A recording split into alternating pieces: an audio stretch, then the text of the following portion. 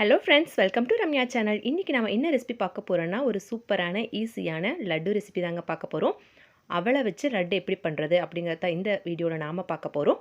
வாங்க வீடியோக்குள்ளே போகலாம். மறக்காமல் நம்ம ரம்யா சேனலை சப்ஸ்கிரைப் பண்ணிக்கோங்க. அப்படியே பக்கத்தில் இருக்க பெல் ஐக்கானையும் கிளிக் பண்ணிக்கோங்க. அப்போ தான் நான் போடுற வீடியோவோட நோட்டிஃபிகேஷன் உங்களுக்கு உடனுக்குடனே வரும். ஒரு கடாய் வச்சுக்கலாம். அதில் 2 கப் அளவுக்கு அவல் எடுத்துக்கலாம். நான் சன்னமான அவல் தான் எடுத்திருக்கேன். ஒவ்வொரு கடையில் வந்து கெட்டியான அவலும் கிடைக்கும். எந்த அவல் கிடைக்குதோ நீங்கள் அதவே எடுத்துக்கலாம். சிகப்பு அவல் இருந்தால் அதையும் நீங்கள் யூஸ் பண்ணிக்கலாம். அது உங்கள் இஷ்டம் தான். 2 கப் எடுத்துருக்கோம், நிறையா இருக்கும்னால நீங்கள் நினைக்க வேணாம். இந்த 2 கப் போட்டாலே நமக்கு 15லேருந்து 20 லட்டு தான் கிடைக்கும். இதை அரைச்சா அப்படியே கம்மியாகிடும்.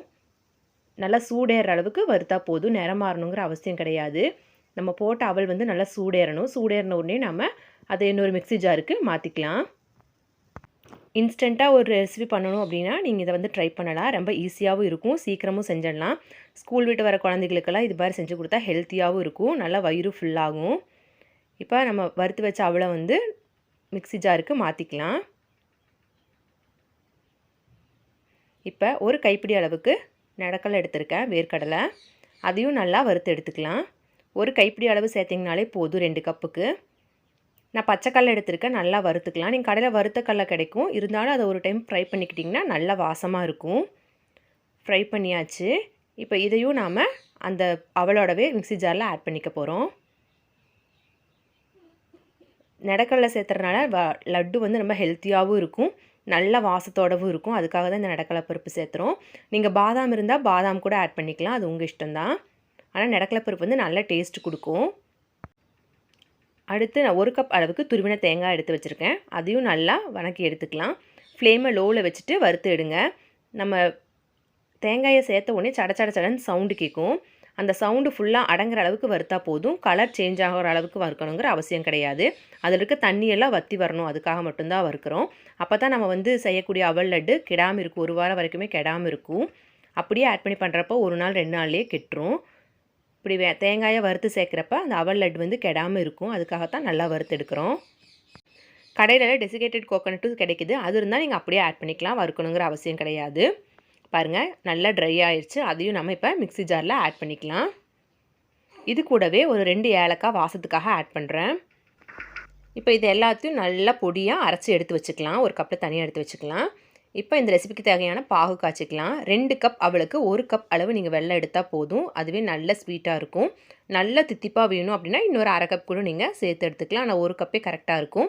அதில் 1 கப் வாட்டர் ஆட் பண்ணிக்க போகிறோம். வாட்டர் ஆட் பண்ணி நல்லா கொதிக்க விடலாம். பாகு பதமெல்லாம் வரணுங்கிற அவசியம் கிடையாது. அந்த வெல்லம் நல்லா கரைஞ்சி வந்தால் மட்டும் போதும். ஒரு 3லேருந்து 5 நிமிஷம் வரைக்கும் ஆகும் இந்த வெல்லம் நல்லா கரைஞ்சி வர்றதுக்கு. நல்லா கரைஞ்சி வரட்டும். இந்த லட்டு சின்னவங்கலேருந்து பெரியவங்க வரங்க எல்லாருமே சாப்பிட்லாம். ரொம்ப டேஸ்டியாகவும் இருக்கும், ஹெல்த்தியாகவும் இருக்கும். பாருங்கள், நல்லா வெல்லம் கொதிச்சு வந்துருச்சு. தண்ணி மாதிரி தான் இருக்குது, பாகுப்பதம் வரணுங்கிற அவசியம் இல்லை. இப்போ நம்ம அரைச்சி வச்ச அவல், தேங்காய் எல்லாம் அரைச்சி வச்சிரு இல்லையா, அந்த பவுடரை நான் வந்து இதில் மிக்ஸ் பண்ணிக்கிறேன். பாருங்கள், இந்தளவு கொரகொரப்பாக தான் வரும், ரொம்ப நைஸாலாம் வராது. இந்த பவுடர் நீங்கள் அரைச்சிங்கன்னா கொரகொரப்பாக தான் இருக்கும். இதை அப்படியே நம்ம ஆட் பண்ணிக்கலாம், பாகுல ஆட் பண்ணிக்கலாம். ஆட் பண்ணிவிட்டு நல்லா கலந்து விட்டுக்கலாம். லைட்டாக கட்டிப்படும், அதனால் கட்டிப்படாமல் கைவிடாமல் கலக்கிட்டே இருந்திங்கன்னா கட்டிப்படாது. நல்லா கலந்து விட்டுக்கலாம். இந்த ஸ்டேஜில் உங்களுக்கு நெய் தேவைப்பட்டால் நெய் ஆட் பண்ணிக்கலாம். நெய் உங்களுக்கு பிடிக்காது அப்படின்னா நீங்கள் ஸ்கிப் பண்ணிக்கலாம். ஒரு 2 to 5 மினிட்ஸ் ஆகும். அந்த அவல் வந்து நல்லா அந்த பாகு ஃபுல்லாக உறிஞ்சிடும். பாருங்கள், இப்போ வேணுங்கிற அளவு நம்ம நெய் ஆட் பண்ணிக்கலாம். நான் 3 ஸ்பூன் அளவு ஆட் பண்ணேன். உங்களுக்கு நெய் வேணால் நீங்கள் ஆட் பண்ணிக்கோங்க, எல்லாம் ஸ்கிப் பண்ணிக்கோங்க. நல்லா கலந்து விட்டுக்கலாம். அந்த நெய் எல்லா இது பக்கம் படுற மாதிரி கலந்து எடுத்துக்கலாம். கலந்து எடுத்துட்டு ஃப்ளேமை லோவில் வச்சுட்டு நம்ம வந்து ஒரு 2 மினிட்ஸ் அதை அப்படியே மூடி வைக்கலாம். அப்போ அந்த அவல் வந்து அந்த பாகில் நல்லா வெந்து வந்துடும். அந்த கிறிஸ்பினஸ் இல்லாமல் சாஃப்டாக இருக்கும் லட்டு. ஒரு 2 மினிட்ஸ் நீங்கள் மூடி வச்சாலே போதும். ஃப்ளேமை வந்து லோவில் வச்சுக்கோங்க. 2 மினிட்ஸ் ஆயிடுச்சு. ஓப்பன் பண்ணி பார்க்கலாம். பாருங்கள், அவல் நல்லா வெந்து வந்திருக்கு. கலக்கிறப்பே ரொம்ப சாஃப்டாக இருக்குது. இவ்வளோதாங்க, சூப்பரான ரெசிபி நமக்கு ரெடி ஆகிடுச்சு. இப்போ நம்ம வந்து நெய் ஊற்றி முந்திரி தாளித்து எடுத்துக்க போகிறோம். ஒரு 3 ஸ்பூன் நெய் ஊற்றியாச்சு. ஒரு கைப்பிடி முந்திரி ஆட் பண்ணி அதை நல்லா பொன்னிறமாக சிவக்கிற அளவுக்கு வறுத்து எடுத்துக்கலாம். ஒவ்வொரு லட்டு கூடையும் அப்படியே அதை வச்சு கொடுக்குறப்ப நல்லா டேஸ்ட்டாக இருக்கும். நம்ம சேனலை ஃபஸ்ட் டைம் பார்க்குறவங்களா இருந்தால் மறக்காமல் சப்ஸ்கிரைப் பண்ணிக்கோங்க. அப்படியே பக்கத்தில் இருக்க பெல் ஐக்கானையும் கிளிக் பண்ணிக்கோங்க. ஃபேஸ்புக்லேயும் இன்ஸ்டாலையும் நம்ம ரம்யா சேனல் பேஜை ஃபாலோ பண்ணிக்கோங்க. பொன்னிறமாக வறுத்தாச்சு. இதை தனியாக எடுத்து வச்சுக்கலாம்.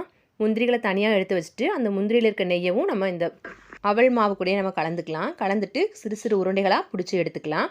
எந்த சைஸ் உருண்டை உங்களுக்கு வேணுமோ அந்த அளவுக்கு நீங்கள் எடுத்துக்கலாம். எடுத்துகிட்டு ஒரு முந்திரி அது கூட அப்படியே வச்சு ப்ரெஸ் பண்ணி அப்படியே உருண்டை பிடிச்சிங்கன்னா சூப்பராக ரெடி ஆகிடும் நமக்கு அவல் உருண்டை.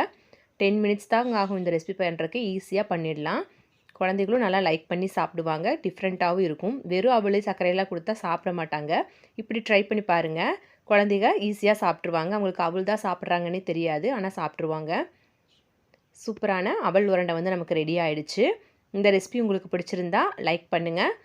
ஸ்வீட்ஸ் அதிகமாக சாப்பிட்ற உங்கள் ஃப்ரெண்ட்ஸ்க்கெல்லாம் ஷேர் பண்ணுங்கள். மறக்காமல் கமெண்ட் பண்ணுங்கள். அப்படியே ரம்யா சேனலை சப்ஸ்கிரைப் பண்ணிவிடுங்க. அடுத்தடுத்த வீடியோவில் பார்க்கலாம். தேங்க்யூ.